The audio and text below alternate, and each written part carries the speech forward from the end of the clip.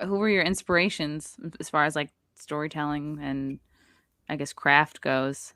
I mean, I grew up like when I was reading books and really got into literature and stuff. Like it was always fantasy novels that I was into. So like it would be things like Lord of the Rings and stuff like that. Like I love that idea, especially when it's things like fantasy or science fiction, where it's none of it's based in the real world. It's just entirely the author that came up with this, the whole universe, the world, all the characters in it. And I was always fascinated with that idea that you can just take something that just started off in your head, just this little idea for a story, and turn it into this great sprawling epic that thousands or millions of people all around the world can buy into and really get absorbed in. And that was the kind of thing that inspired me. I think that got me into storytelling because it's just the greatest thing you can do. Really, is like it's a real expression of art and creativity.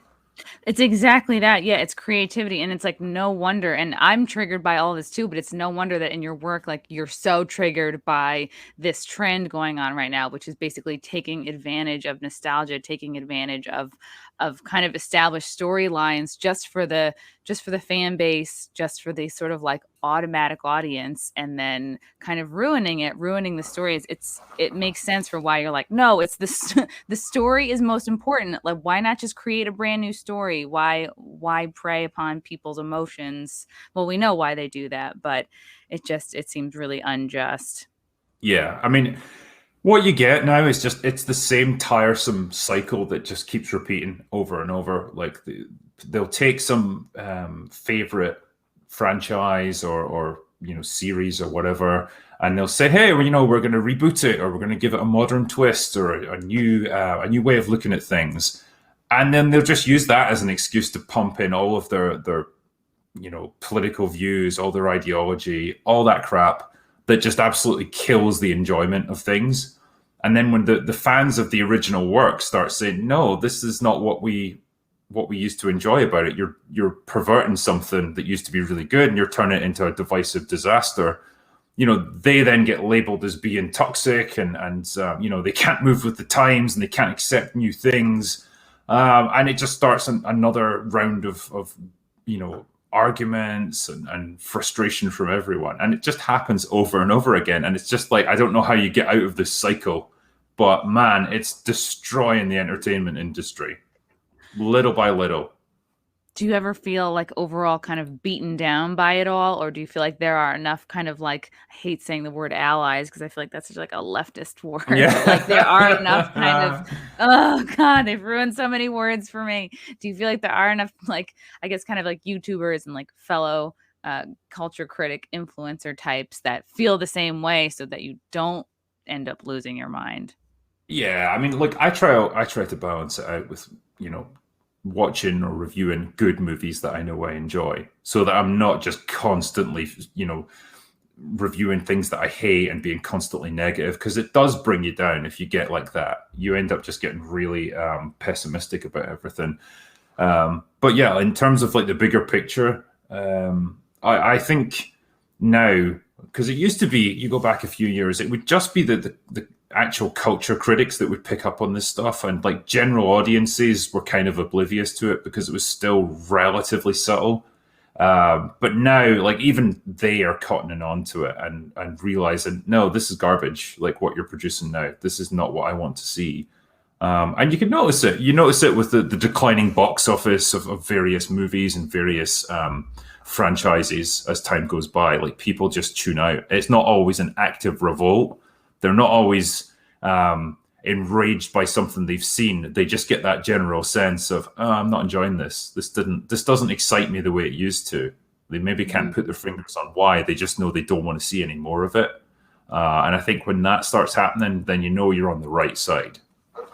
Yeah, and it's definitely gone from like, I don't know why I'm not like to I feel like a big moment for me when I really noticed, I think you said 2016, 2017 is when you were like, fuck, I got to talk about this stuff. For me, the moment was like 2016, the all-female remake of Ghostbusters. That to me was my first like they're hitting us over the head with this. Like Yeah.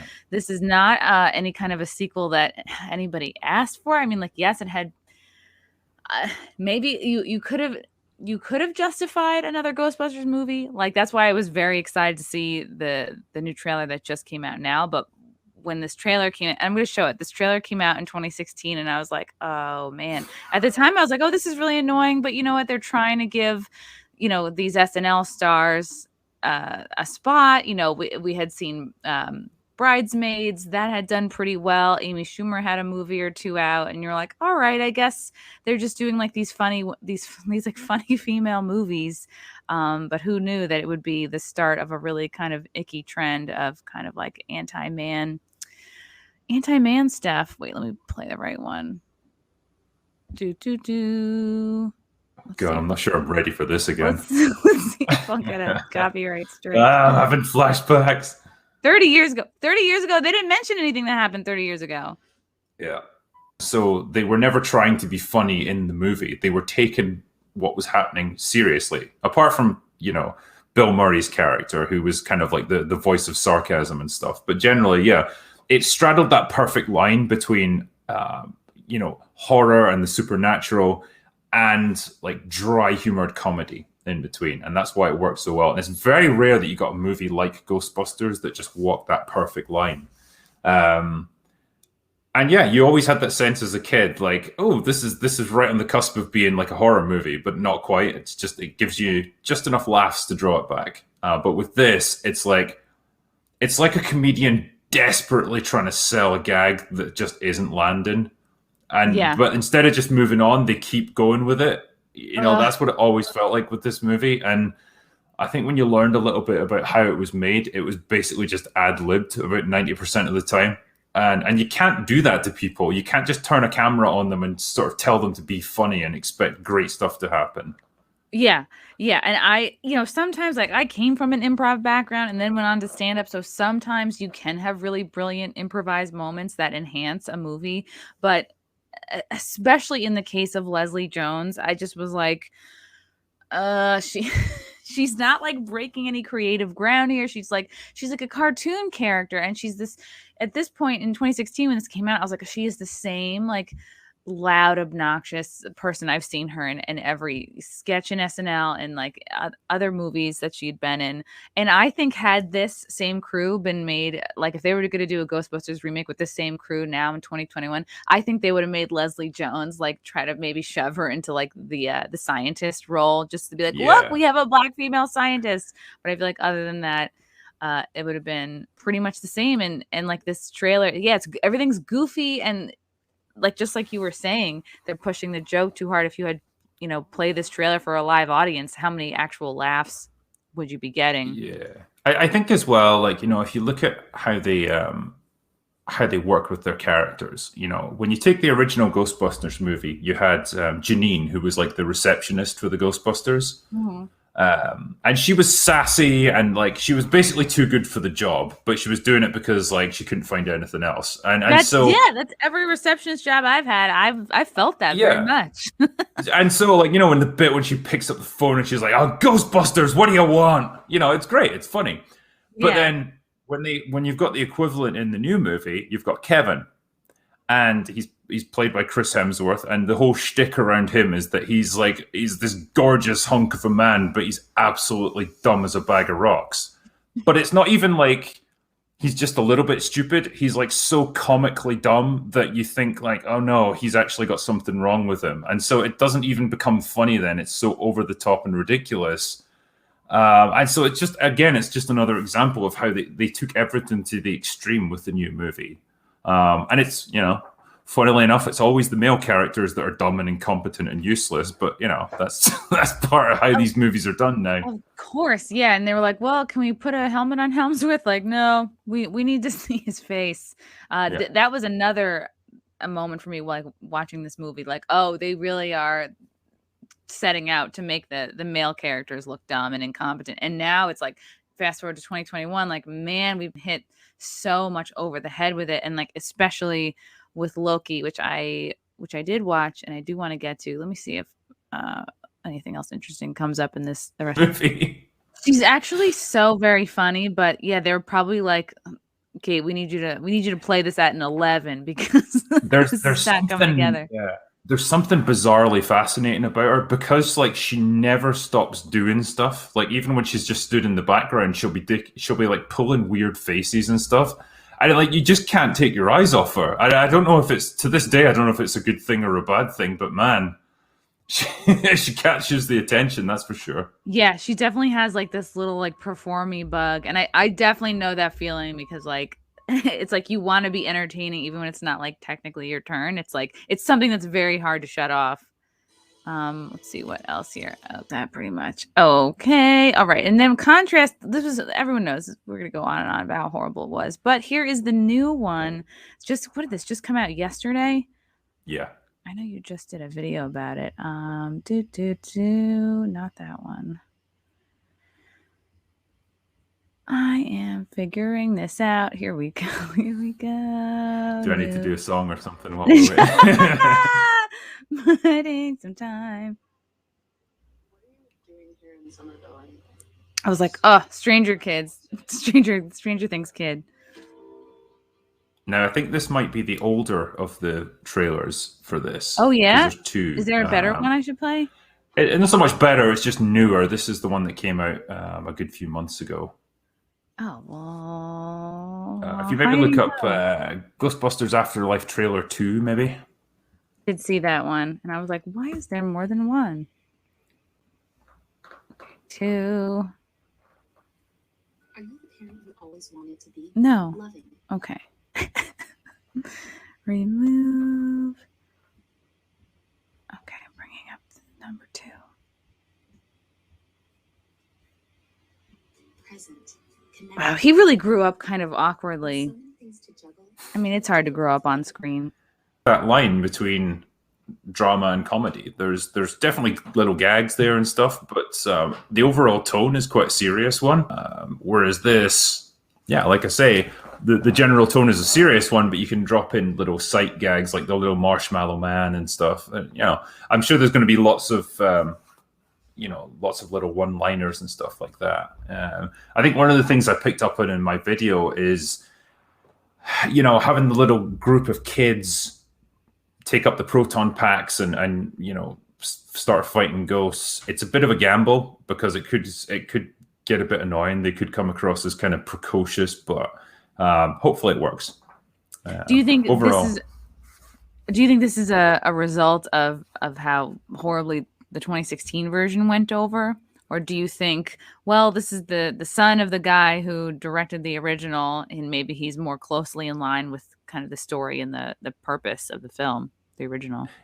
Yeah, so I think this is definitely a reaction to how that film was received, because ultimately it lost a ton of money. So they obviously realized, you know, fan reactions aside, what we tried to do here was not working. We have to go back and rework this. And so they finally found a way to do Ghostbusters 3. That I guess they found a way to get Bill Murray on board finally. And, you know, they've got all the other original cast back, and they're doing the classic, you know, passing the torch on to the next generation kind of story. So you've got all the things that people probably are looking for. And what you just need to do now is give them a decent story, give them a sort of respectful send-off for the original Ghostbusters, and yeah, make it work. Yeah, some insight in the chat for sure. Ghostbuster 2016 was that long failed SNL bit. Yeah, for sure. Oh wait, we missed the end of the trailer where they show Ray. Oh yeah. Hold the phone. Yeah, just a few more seconds.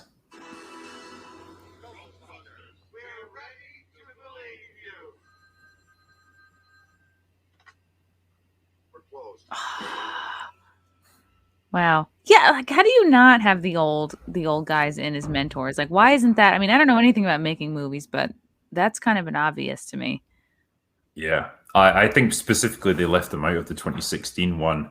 For the same reason they would do things like, you know, ruin Luke Skywalker in the Star Wars movies. They would never have Han and Leia and Luke all together at the same time, because it would be the only thing that the audiences would actually care about. They wouldn't care about the new characters because they weren't good enough to write good characters.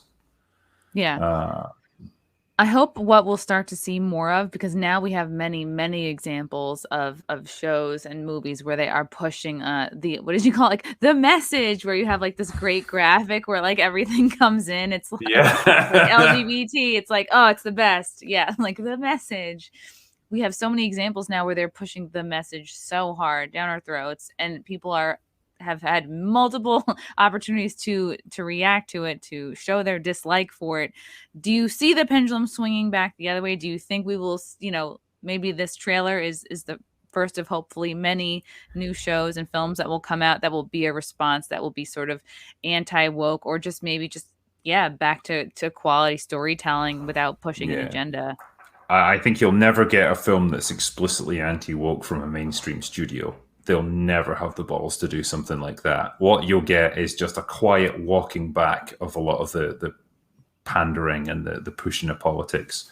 And this movie, without having seen it, like I can only go by the trailers, it seems to be a good example of that. A recognition of like, we done messed up the last time around. And we're gonna tell a decent story with a good mix of characters. We're going to be respectful to the originals. And yeah, maybe that's the best you can hope for. I don't think you're ever going to see like a return to the 1980s when everything was like macho and fueled by testosterone and like, super like the polar opposite of everything that you've got today. I don't think they would ever have the guts. I know, it was awesome and it was great to go back and see those movies, but I don't think you'll ever get that again, unfortunately. But maybe you can get it more back towards the center.